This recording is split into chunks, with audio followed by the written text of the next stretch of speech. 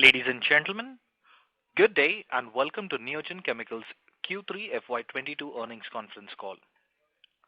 As a reminder, all participant lines will be in the listen-only mode, and there will be an opportunity for you to ask questions after the presentation concludes.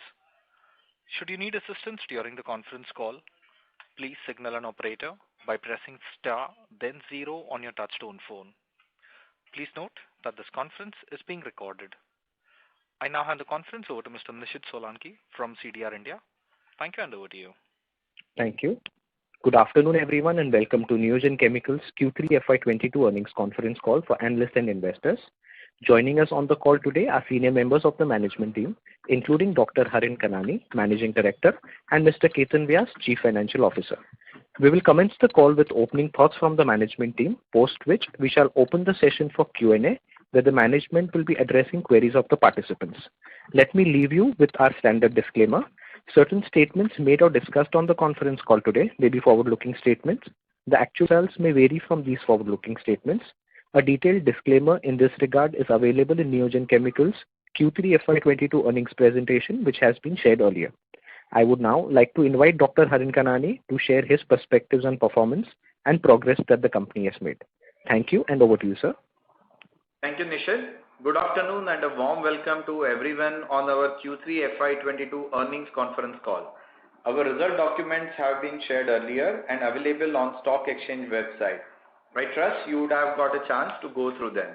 I will share my perspectives on the performance, key developments, and outlook going forward. Later, our CFO, Mr. Ketan Vyas, will take you through the financial highlights for the period under review. We reported strong all-round performance during third quarter of the financial year, backed by higher contributions to recent commission phase 1 and 2 greenfield expansion at Dahej SEZ in Gujarat. More importantly, we registered by far our highest ever quarterly revenue of rupees 133 crore in Q3 of FY22, which was in spite of a challenging macro situation. Let me reiterate that this is just the beginning and we have exciting plans lined up to take Neogen to the next phase of growth. Let me share some financial metrics here for Q3 FY22. Revenues expanded by 56% year on year, while EBITDA increased 41%, translating to margin of 18%, and profit after tax grew by 23%. Our organic chemical business registered a gain of 53%, while growth in inorganic chemicals stood at 70%. Overall, we witnessed favorable demand and firm realization trends across our segments. In a key development, we raised rupees 225 crore through issuance of equity shares on preferential allotment basis at an issue price of rupees 1402.12 per equity share, which saw participation from some of the high quality and marquee institutional investors. The main objective of the fundraise is to support the current growth momentum while capitalizing on the upcoming high potential opportunities across advanced intermediates, custom synthesis and contract manufacturing, and lithium-ion battery material space. This fundraise will make us further ready and help us gain first mover advantage in several emerging demand areas that hold great potential over the next few years. Although the immediate plan is to deploy these funds to repay our debt and strengthen our balance sheet, which can then be leveraged as we invest into our expansion plans. Our new capex announced last year to manufacture electrolyte for lithium-ion batteries advanced chemistry cell is progressing well, and we remain on track to commercialize this by September 2023. Once again, this initiative will help us test the market and reach out to all market players that consume electrolyte for lithium-ion batteries. With the experience of over 3 decades in the lithium chemical sector, we remain confident of delivering a successful initiative in this emerging space. Going forward, establishing our presence here will put us in a sweet spot to capture substantially higher demand for electrolyte arising over the next few years. Post commissioning, both our phase 1 and 2 greenfield expansion at Dahej SEZ are rapidly ramping up. The intention is to focus on niche and value-added products that require expertise in complex chemistry with multi-stage processes, and we are moving well in this direction. Having said that, we are also running our Mahape and Vadodara plants at high utilization levels. We believe all these initiatives will allow us to maintain our business momentum over the next few years. We will remain confident of surpassing our guidance of rupees 450 crore in revenues this year, while the aggregate revenue potential currently stands at rupees 700 to 725 crore, including the expansion and initiatives around lithium-ion batteries, which we continue to target to deliver by FY24. Overall, I am excited with the growth opportunities available for us in chemical as well as lithium-ion battery material space. We will make the right moves at the right time to ensure that we capitalize on this high potential opportunities to deliver sustainable and profitable growth for all our stakeholders. That concludes my initial thoughts. I would now request our CFO Ketan Vyas to share the financial highlights for Q3 FY22. Over to you, Ketan. Thank you, Dr. Hari. Good afternoon, everyone, and welcome to Neogen's Q3 FY22 earnings call. I'm here to share the financial performance for third quarter ended 31st December 2021. All comparisons are on year-on-year basis and refer to standalone financial performance. In Q3 FY22, our revenues stood at rupees 133 crore, representing a strong growth of 56% driven by higher contribution from recently commissioned phase 1 and 2 expansion at Dahej SEZ. This was complemented by 41% growth in EBITDA to rupees 24 crore. EBITDA performance includes an element of transient cost impact related to recently commissioned phase 1 and 2 expansion. Once we run our new plants at optimal utilization levels, this is expected to neutralize. EBITDA also includes some impact of elevated utility costs and other operating expenses linked to COVID-19 related safety protocols. Our profit after tax stood at rupees 10.5 crore, higher by 23%. PAT growth appears moderated due to higher finance costs and depreciation, which is in line with new capacities added during the year. Again, this will improve once the new plants operate at optimal utilization levels. In Q3 FY22, our domestic and export mix stood at 55% and 45% respectively. That ends my opening commentary. I will now request the moderator to open the forum for questions from participants. Thank you very much, sir. Ladies and gentlemen, we will now begin the question and answer session. Anyone who wishes to ask a question may please press star, then 1 on their touchtone telephone. If you wish to remove yourself from the question queue, you may press star, then 2. Participants are requested to use handsets while asking a question. Anyone who wishes to ask questions, please press star, then 1. The first question is from the line of Dhaval Shah from ICICI Securities. Please go ahead. Yeah, thanks for the opportunity, sir. So I have a question on the Dahej phase 1 and phase 2 plant.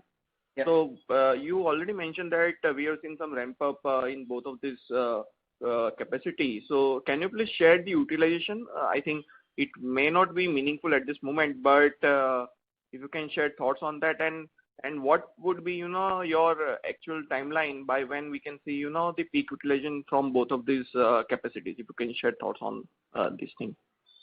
Hi, thanks for your question, Dhaval. So I think both the phase 1 part is now used more, and phase 2 which came afterwards, in which we are also doing some pharma molecules.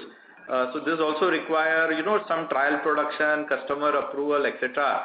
So it is ramping up a little bit slow. Going forward, like I want to start thinking like, okay, the capex was planned in a phase-wise manner, but it's going to be in the same manufacturing block. And going forward, in our communication also, I want to just think of Dahej capacity as a whole between phase 1 and phase 2. But yes, right now the phase 1 in which we started making the molecule for agro innovator, so that's kind of already at like 50-60% kind of utilization levels. And the phase 2 in which we did some bromine derivatives and pharma intermediates is still overall ramping up. My guess is with all the approvals and we had to do our audits, etc. For them to happen. So my guess is by let's say mid next year, by let's say September max to max, we should be in a position where we are at full utilization levels. So we will start hitting peak revenues. So if you recall, without the new capex, we were at around 650, 675 crore kind of a revenue estimate which we had originally given before our last capex related in Karakhadi.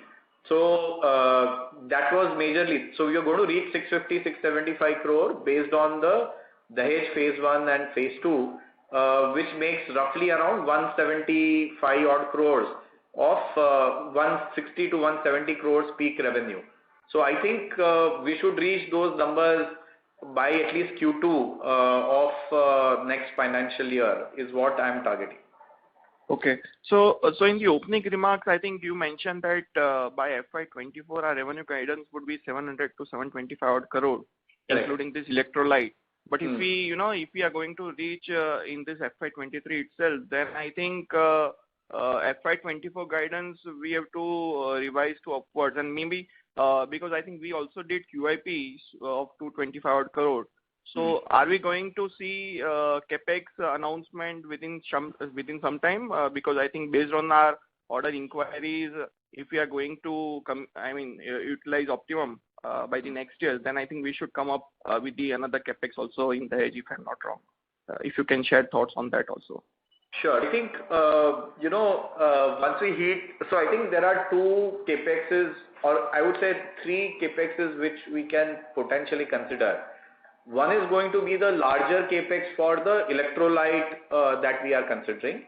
Then second is, some capex related to the lithium electrolyte salt requirement in the international market. So if you remember, or if you look at our presentations, the opportunities, one is selling electrolytes in India and electrolyte salts in the international. That is the second potential capex, which will be in Dahej. Electrolyte ideally should be in Karakhadi because it's suited for the domestic industry. And the third will be the increase in the organic capacity. So these are the three capex which are under active consideration. And as we keep getting, customer clarity and confirmation, like where we can get certainty of the business, then, we will start basically considering that. Now, at least the electrolyte, you might have seen news that, the final PLI scheme applications were all submitted, I think by 15th of January, the extended deadline, and there are 10 applicants in the PLI scheme.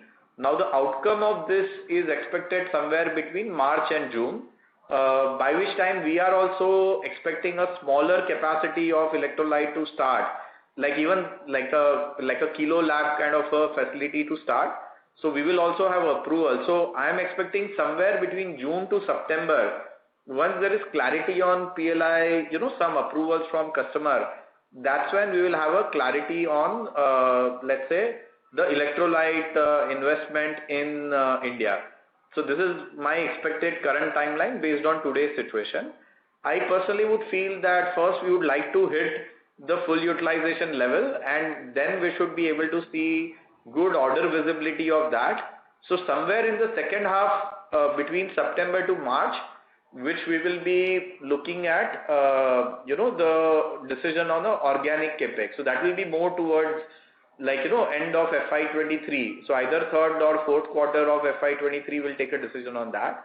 And this international lithium salt, again, maybe little bit before June or slightly afterwards, we will take a decision on the international, to meet the international demand of lithium salt. So I think these are three capexes which we are currently considering, and I expect that the timing will be based on what I just informed you earlier. Okay, and sir, this will cover entire 225 crores, this three capex, or it will be just part of that? Again, depending on, so again, the reason why we are not doing it is because we don't know the exact size, we don't have the customer commitment, so, whether it will be phased out or how much, so depending on the responses that we will get, we will decide. So the capex decision is going to be based on the market, what is the market where we see good visibility because these are very dynamic markets, there are many moving parts, so it will be based upon that. And that will take a decision of, how much capex we are doing now. Normal case, each of these capexes, like if a MPP investment if we are making is about 100 crore, right? So my expectations is these would be in the range of 50 to 100 crore individually, okay, in the first phase. So based on that, I don't think, so we will also plan that we're not going to do everything from the equity which we've raised. I mean, this is just adding to our equity, and considering the future potential, there will always be some debt component and some equity component. So while immediately we are using this to reduce the debt and bring our debt equity ratios down, but we are still going to keep some money aside which will go towards margins of this project. So that will be like, we will be carrying cash for a while, and then we will take the optimum decision between using equity and the debt over next 2 to 3 years, depending on the best financial combination which we can come up with and financing. So I don't think, so again, I'm not saying all 3 may happen. Out of 3, 1 may happen, 2 may happen, depends on how market kind of develops. And you also mentioned about, FY24 guidance. So I think, again, our policy has been that the capex that I have or what I have committed today is equal to 700, 725. So unless I have done additional capex and taken a decision of that, I can't say that I will do a capex and then from that additional revenue can come. So therefore, the guidance of FY24 remains on that side. And when it comes to kind of FY23, since we are not hitting the peak utilization, correct, till at least second quarter in the best case kind of a scenario. Also, the electrolyte investment also get fully utilized in the next year. So it will be not full for FY23. Okay. So we'll have a better idea on this, somewhere in our May call when we have the final year view, and once we have a better clarity on, some of the customer approvals on the pharma advanced intermediate sides. So we'll give a guidance on FY23 there. But FY24, that 700, 725 looks doable. This year, based on the run rate which we are doing, crossing 450 seems easily doable. We will be crossing 450. We expect somewhere between, let's say, 475 or slightly above that. So in that range is what we are expecting. But FY23, it should be somewhere closer to 600, but on which side of the 600, I'll be able to tell you, by, let's say, May call. Right. And sir, this 3 capex you highlighted, so how long will it take to commission? Will it be around 12 months something, or it will be lower than that? So I think the lithium salt and the lithium salt, if we are enhancing, it will be, in the Dahej facility where we already have a dedicated inorganic block. So that should be 1 year or slightly lesser than 1 year. The organic MPP, generally organic plants are more complex. So I would give like 12 to 15 months. Good case scenario will be, let's say, 9 months, but I think bare minimum we should take 12 months plus or minus 3 months. And electrolyte, because we are doing it for the first time, my guess would be like 15 to 18 months at least. So that's why, we are targeting somewhere around September, so that we are at least ready by December 23 or early 24, when India demand for the battery is likely to come, based on the PLI scheme initiatives. Right. And sir, my another question is on these 2 contracts which you got last year. So you are envisaging roughly 60 to 80 crore kind of revenue this fiscal. So can you please share how much of that is recognized till 9 months, and particularly for the third quarter? So, because there are 2, I can't say that, but it becomes too specific, but yes, whatever range we had given, that together they are contributing in this year 60 to 80 crore, that guidance what we had given continues. Okay. And my last question, if I may, is on the lithium carbonate prices. So we have seen, increase in the lithium carbonate price. So have you seen any challenges in the inorganic chemical segment, maybe for passing on the input price inflation, or maybe the demand headwinds on the particular this segment? If you can share your thoughts on that. So I think the real answer of that we will get into next financial year, because as you know, last year, we had given that the prices were historically lows, correct? Now they have come to, like, it's still not yet crossed or just crossed or just crossing in Q4 what has been a historical high. So historically, these prices have like gone up to, at least for us, they've gone up to $18-20 per kg. So up to Q3, it was within that, and we were able to pass that on. Of course, today it's too much in shortage, and just because of our relationship, we are getting full quantities or sufficient quantities to meet all our customer requirements. So that itself is a plus.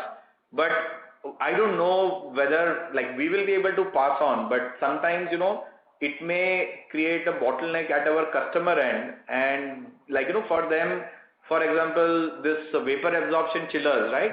They compete against a compressor-based machine. So now a compressor-based machine doesn't have a price increase because of lithium. And if the vapor absorption machine has a price because of lithium, what will be the overall impact? So that's something which we are not able to say as yet. So I think, we will have to see whether the overall volume goes down a bit, at least in some segments, because of such a high price increase.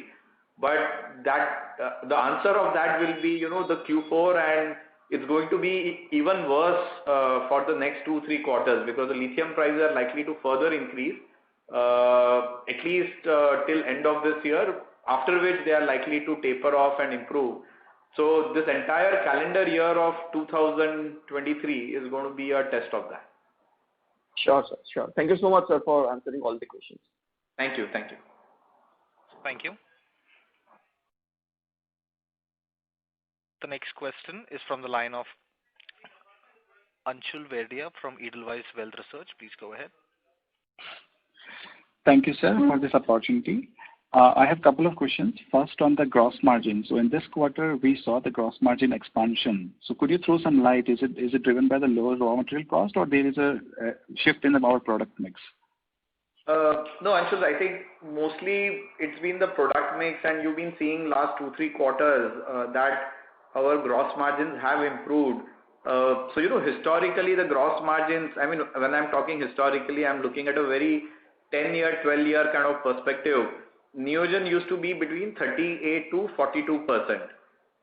Now with this advanced intermediates and some of these CSM molecules we're doing, where we are doing 7-stage, 8-stage kind of chemistry, because of that, the raw material contribution is a bit less, and the processing cost is a bit higher. So what gross margins that you are seeing is like some reflection of that. So what, at least based on whatever I've seen so far, the historical range of 38 to 42 seems to be now more like 40 to 44 seems to be the new quarter on quarter, depending on the product mix, price of lithium, these kind of the range what we are seeing. So I am seeing at least a 2% increase, on an average improvement over what has been historical. Okay. So now I expect 42 plus minus 2% as our, as our gross margin. But consequently, we've also seen that manufacturing cost as a percentage will also increase, because, we are taking more of the manufacturing resources for achieving the same revenues. So therefore, the manufacturing cost and depreciation as a percentage will increase to some extent. Thank you. That's really helpful. So one on the EV. So we have spoke about the PLI scheme, the Advanced Chemical Cell scheme, which will be helpful for the companies like Neogen in providing the electrolyte as one of the leading domestic manufacturer in the coming years. So with your initial interaction with the customers, the potential customers, what is your sense on the electrolyte market as such? Because time to time we have seen the shift in the technologies. Now people have started talking about the sodium-ion battery. So is this something a risky territory we are foraying into, or what is your views from the initial interaction you had with the customers? Because even the people who have applied for the plants for ACC and the PLI, they are not sure of which technology would they be using. So any initial thoughts that would be really appreciated. Thank you, sir. So again, currently, at least based on our views, and I think what we discussed a little bit also in the last call, that for EV applications, so there are two major applications of these storage batteries. One is, two large applications. One is the EV, and second is, storage for renewables or intermediate storage for, let's say, hydrogen production. So when you are talking of intermediate storage for hydrogen production or let's say storage for let's say renewables, that is where a sodium ion battery can have an advantage if it becomes efficient, because these are static systems, and the charging of these batteries happens over a period of time. So it's not a very fast charge, fast discharge, and the performance and the weight of the battery is not critical. To the best of my understanding, for EV, lithium-ion battery is going to stay. Now, within a lithium-ion battery, there are different cathode chemistries, and depending on different cathode chemistries, there would be slight variation in each customer's electrolyte composition. So the salt which they choose, or the additive that they choose, or the stabilizer that they choose, so will be customized for each customer. But the basic requirements remains the same, for the electrolyte, as long as we are talking of lithium ion batteries application. So I think, at least in my understanding, the kind of electrolyte which we are making is going to be required, irrespective of the lithium chemistry which they choose. I think, again, ACC also has some battery performances that you have to have some gigawatt hour per kg performance, or sorry, not gigawatt hour, so some cell kilowatt hour per kg, and some performance parameters are there. So I think, based on my understanding, most of these are going to be lithium ion batteries. Of course, sodium ion will be there, but lithium ion continues to be one of the key technologies, and the demand for electrolyte is still going to be significant. Of course, the reason why we've not yet done the final investment is because we are waiting also for clarity. And, at some point of time, like I said, by June, our customers will be, by June or maximum September, our customers will be making this decision. And as our customers make decisions and we get comfort from them and they get comfort on the developments that we do, we will go ahead with that. So that's something we'll keep watching. Thank you, sir. That's really helpful. Just last couple of ones on the modeling side. So we saw the other expenses increasing, almost doubling this quarter, and also they increased on quarter-on-quarter 30%. So in your initial opening remarks, you said it consists some of the COVID-related protocol, some cost on the transient cost. So can you quantify COVID-related protocol, and is there any component of QIP raising, the cost related to QIP raising in that, which is not a one-off for the next quarter? No, so there is no QIP raising cost, but, more or less, let's say, the capacity that we have today is good enough to do 165, 175 crores worth of revenue, correct?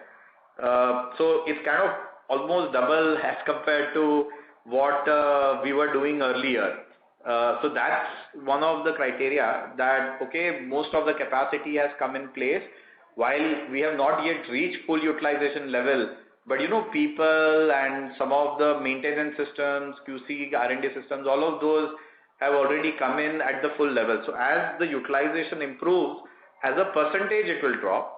And the second reason for increase is what I have shared with you earlier, that the product mix is such that, let's say by 1 or 2%, our gross margin has improved, but at the same time, the manufacturing cost has gone higher.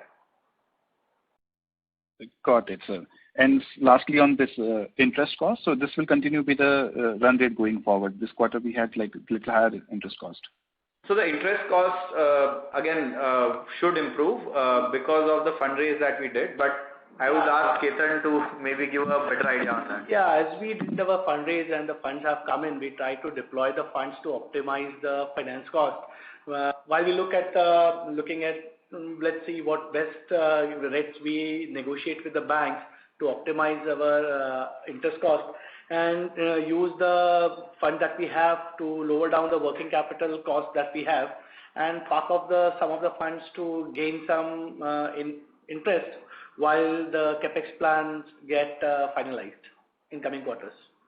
So we do expect that we should have a better lower interest cost in the current Q4 quarter. Thank you, sir. That's all from my side. Thanks very much. Thank you. Participants who would like to ask questions, please press star, then 1. The next question is from the line of Manish Jain from Money Life Advisors. Please go ahead.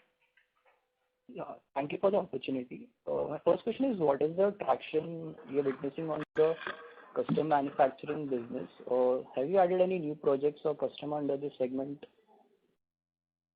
We've added new projects, but those are early stage projects. So we've not added what other than what we had commercialized.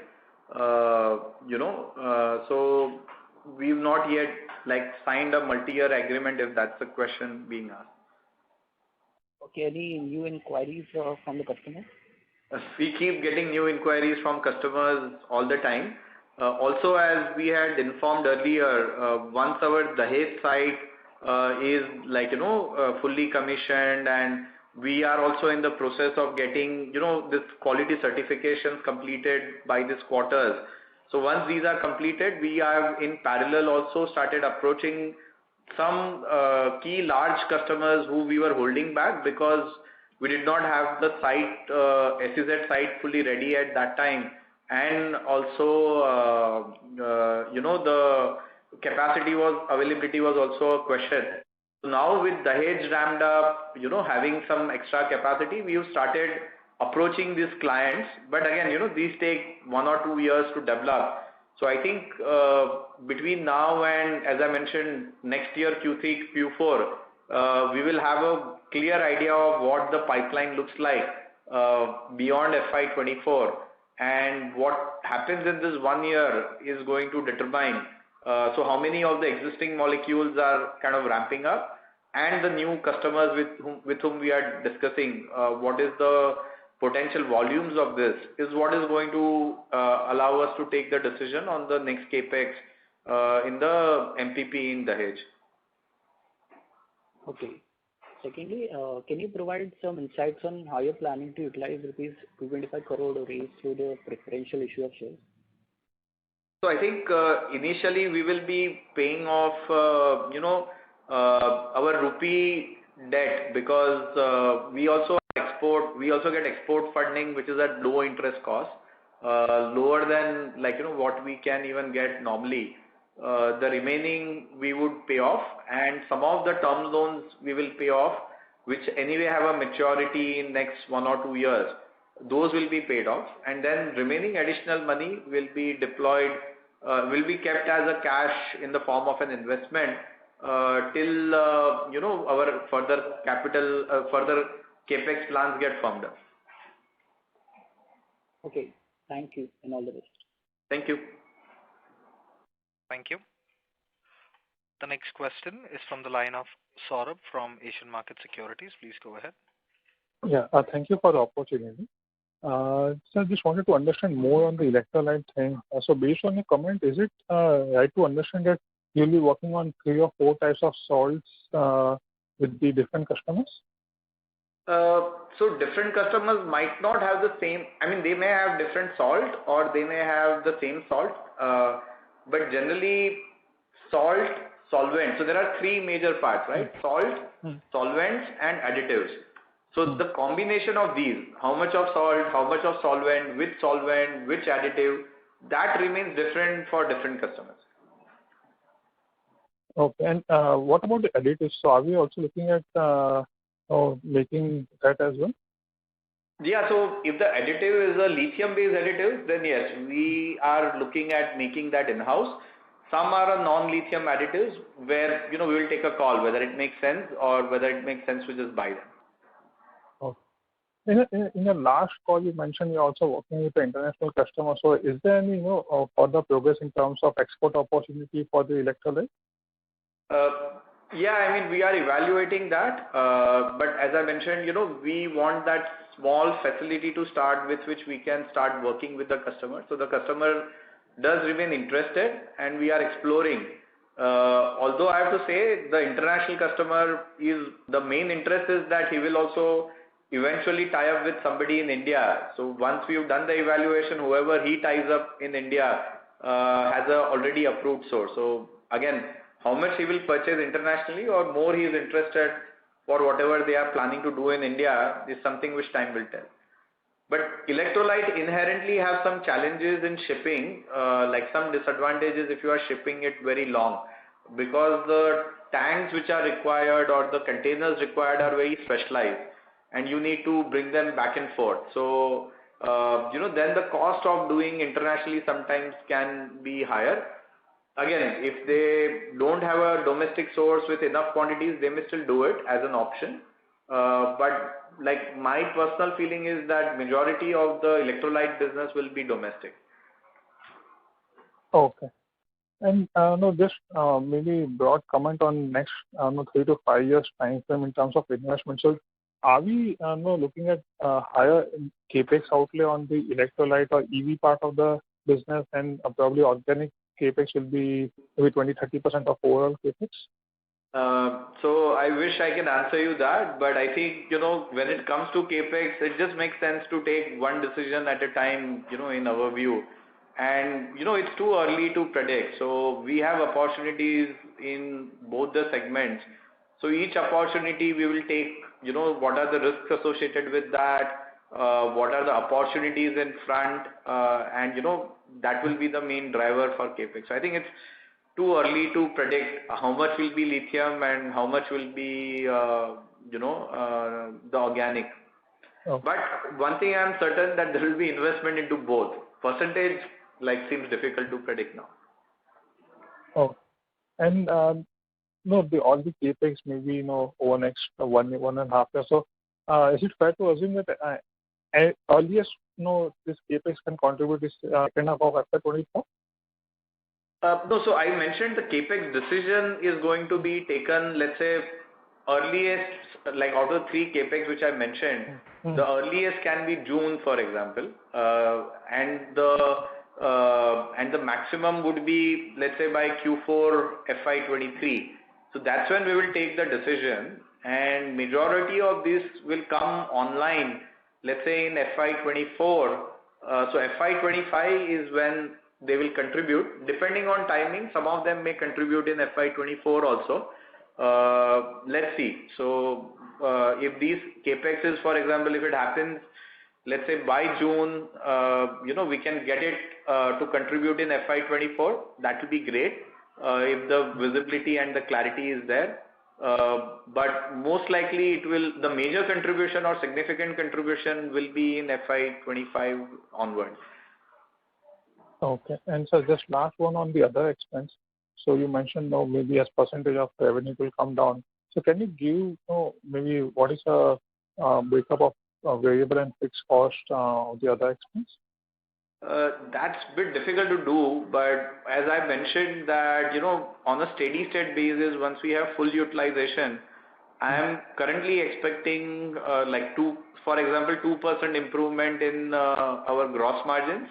So at 42% and 2% increase in other expenses, more or less, right? Over what was kind of a steady situation, let's say last 2-3 years. So remaining more or less EBITDA neutral. Of course, if we are able to do better than that, then that's where the EBITDA margins will improve. And as I've said earlier, one of the major driver of that is going to be the innovation that we do or some higher efficiency which we achieve as compared to what others have done. So I think once we start doing this stabilizes, innovation kicks in, improvement kicks in, that's when we can basically see further improvement on that. The only variable here I would like to say is the lithium prices, because the way lithium prices are growing very high, on the absolute margin, the margin levels, there might be some impact there. Depends on how high they go, and like I said, sometimes we'll also have to support our customers in this very demanding 3 or 4 quarters, which is going to be there. So depending on that.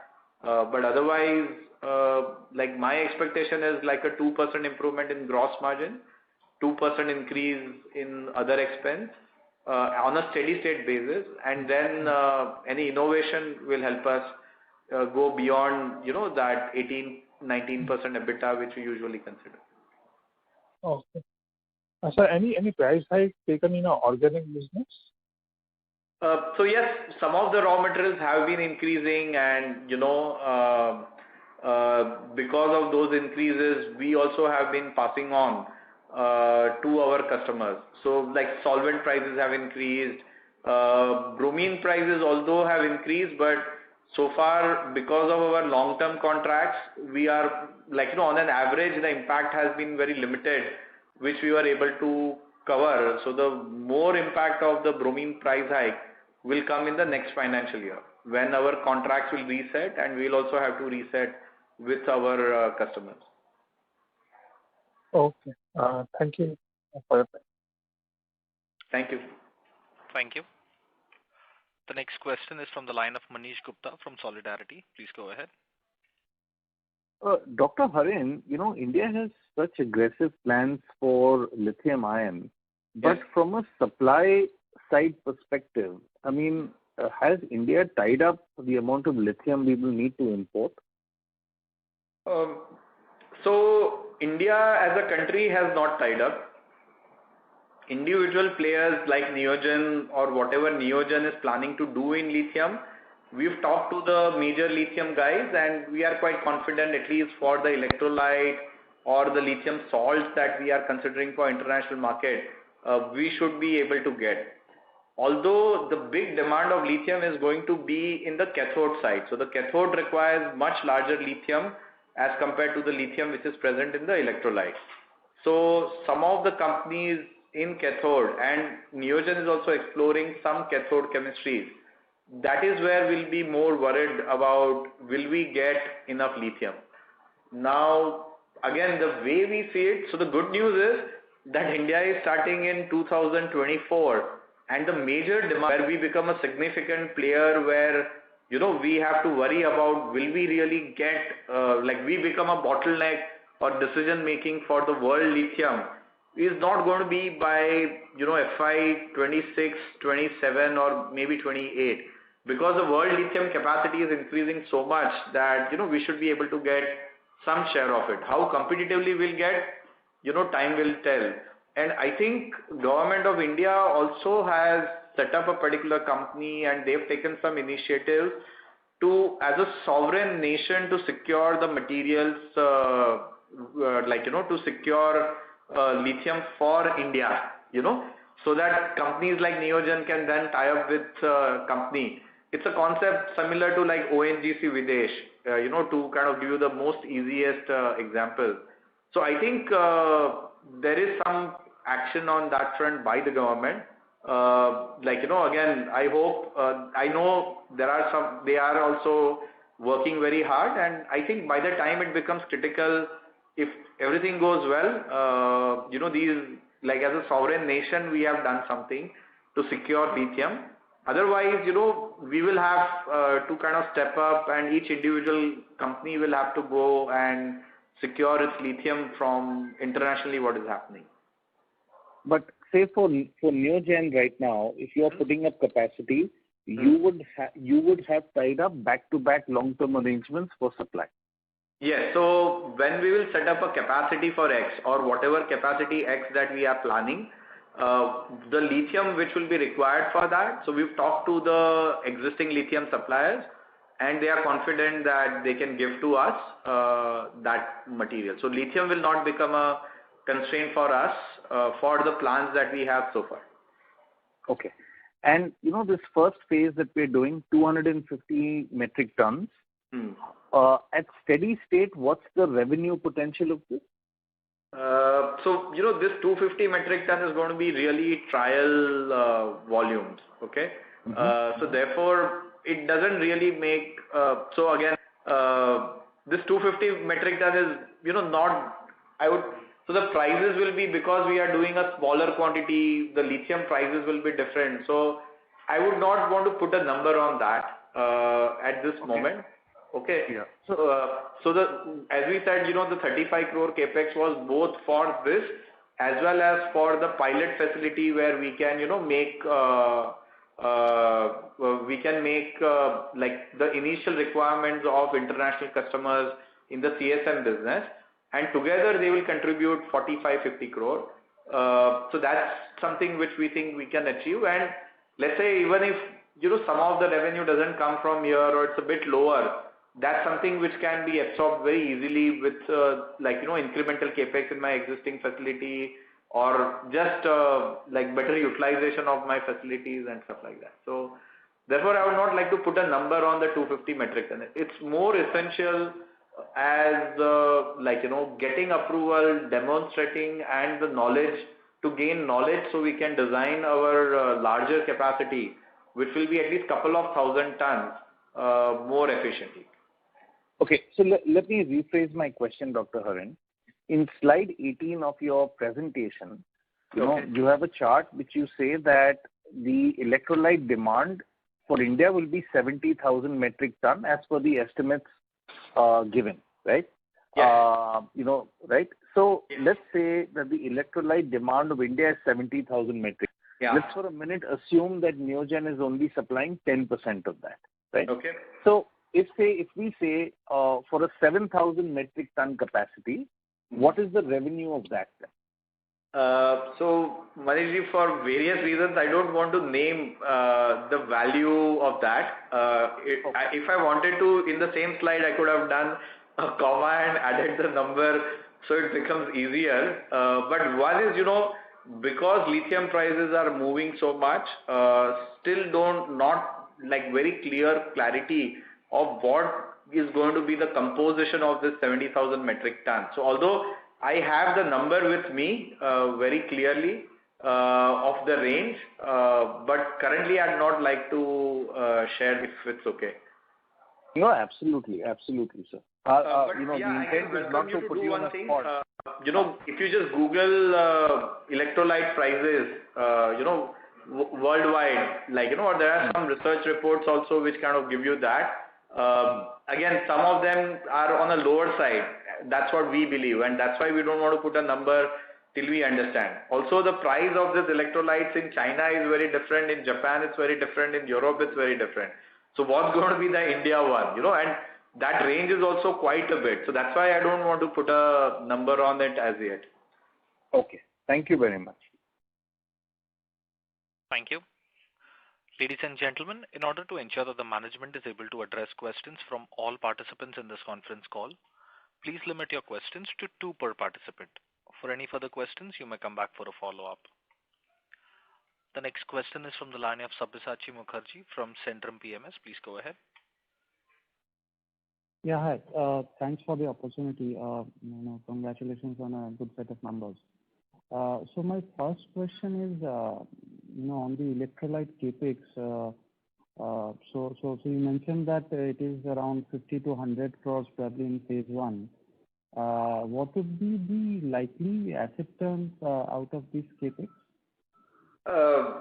Again, sorry, I don't have an accurate number for you as yet. As I said, because as I answered in the earlier call also, earlier answer also, that the exact composition which the customers are going through, what is going to be the price, still these numbers are varying quite a bit. And although I have an approximate number in mind, also exactly what capacity which we are going to put up. So we can put up, let's say, considering a 10% market share, 20% market share, 30% market share, or we can put up a capacity for 3 years versus 5 years.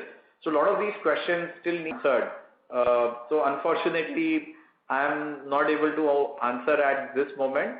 My guess is generally inorganic inorganic capex is usually having better asset turns than organic. So if in the organic we are able to achieve 2.5, my guess is it has to be better than that. based on whatever, but how much better, whether it will be same or better, that's something, I need to be more sure of lot of some of the details. Only after that I can share. Sure.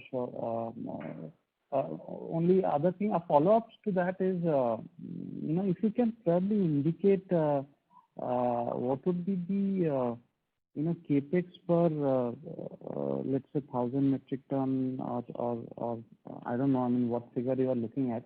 But if a ballpark figure, if you can, give us, that what would be the capex per, 1,000 metric ton capacity. So that would help us. So most likely the capacity, because the existing one itself will be 250 metric ton. So the capacity that we will set up will be at least couple of thousands metric ton. It will be more than that. Again, unfortunately, I don't have a number on that yet. Please allow me. I hope by May I can give you, in the next call, I can give you better clarity on this. Case scenario, definitely the call after that. So July, I think we should have a much clearer answer on that. No worries. Thank you. Next question is on the capex side. So you mentioned 3 areas of capex that currently you are thinking of. So one is electrolytes, the other is salts for international customers, and third is inorganic. Third is organic. Third is organic. Okay. So that is where actually my question is coming from is, so probably our organic chemical capex would be fully utilized by FY24. So, what is the plan over there, and what is the, again, probable quantum of capex you are looking at? Sure. So I think, as I mentioned earlier in one of the answers, as you very rightly said, in FY24, we expect to be fully utilized condition. So somewhere in second half of FY23, we should be making a decision.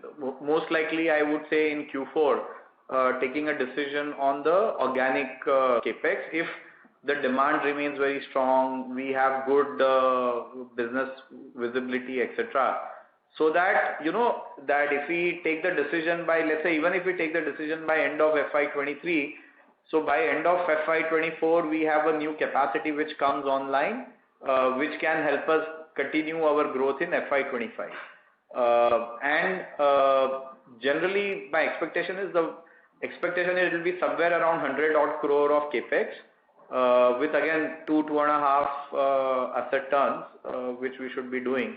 There usually it's an incremental capex, so I think we should be able to do that in the hedge. But again, more precise numbers we can give you at that time, but this is my general expectation. Understood. Last bit on the other expense side. So is there any element of elevated freight cost and the high utility energy costs also impacting the margins? Yes, to some extent. But of course, I would say the bigger driver is just the utilization. So as we improve the utilization levels, again, it's still within the range which I always mentioned, right? 18% plus minus 1%. So we're still there. Maybe not on the higher side of it, but I think yes, freight has been higher, but again, I think most of that we've kind of passed on. Fuel prices have increased. It will take some time for us because that's not something which we anticipated, and it will take some time. But the contribution of that it is there. But in my mind, it's more my Dahej plant getting fully utilized and utilized efficient manner. So the efficiency and the increased utilization levels is what is critical for us to improve. And some of that, as you've seen, it's not, maybe the comparison it directly looks double, so it becomes more stark. But if you look as a percentage, it has been increasing because of the product mix already, as I mentioned earlier. Understood. Thank you. Thanks a lot. That's all from my side. Thank you. Ladies and gentlemen, we take the last question from the line of Mihir Damania from Ambit Investment Advisors. Please go ahead. Yeah, hi. Am I audible? Yes, Mihir. Yeah. Are we maybe looking at any inorganic acquisitions to drive growth? That's my first question. No, I mean, historically what we have stated same remains, that normally our growth strategy is not through inorganic. Inorganic, if at all an opportunity comes in front of us where we think it can add a lot of value, we are always open to consider that. But usually Neogen's plans are more organic growth, and the fact that we have land available both in Dahej, Karakadi, we already have approvals, unless there was a specific reason, we would not think of an inorganic growth. I mean, acquisition or something like that. Got it. Thanks. My last question is more on the fundamental side of it. So fundamentally, on the Excuse me, this is the operator. Sir, I'm sorry to interrupt. Your voice is breaking. Is it though? So it's still breaking. Now better? Yeah, a little better. Let's try. If we get the entire question, then that's good. Yeah. So, my question was mainly on fundamentally on the initial estimate. How does the electrolyte opportunity on the margin front? So I'm not looking for guidance or something like the number. I just want to understand how it stacks up compared to what our other segment is. So will it be more of CSI margins, or will it be more of the advanced intermediates or your organic chemistry, or maybe even better or worse off than each of these segments? What is your initial assessment on that? So, again, as I mentioned, because the exact mix, complexity, and, even the plant investment is still not yet clarified. It currently, there is no current answer to give you exactly how the margins are going to change for the electrolyte. However, the expectation is that the margins could be lower as compared to organic, but expectation is that the asset turns will be better, and let's say on a ROE or a ROC basis, they will be equal to what we would see in incremental capex in organic. This is just what I would wish for, or if I were to put my model, that's how I would put it in my model. But again, it's too early to give you more clarity on that. Got it. Thanks. That answers my question. Thank you. Thank you. Ladies and gentlemen, that was the last question. I now hand the conference over to the management for closing comments. Thank you all the participants for joining the call. I hope we were able to respond to all your questions. If you have any further questions, please feel free to contact our investor relation team, CDR India, and we will address them. Thank you once again. Stay safe, and we look forward to connecting with you in the next quarter. Thank you very much, sir. Ladies and gentlemen, on behalf of Neogen Chemicals, that concludes this conference. We thank you all for joining us, and you may now disconnect your line.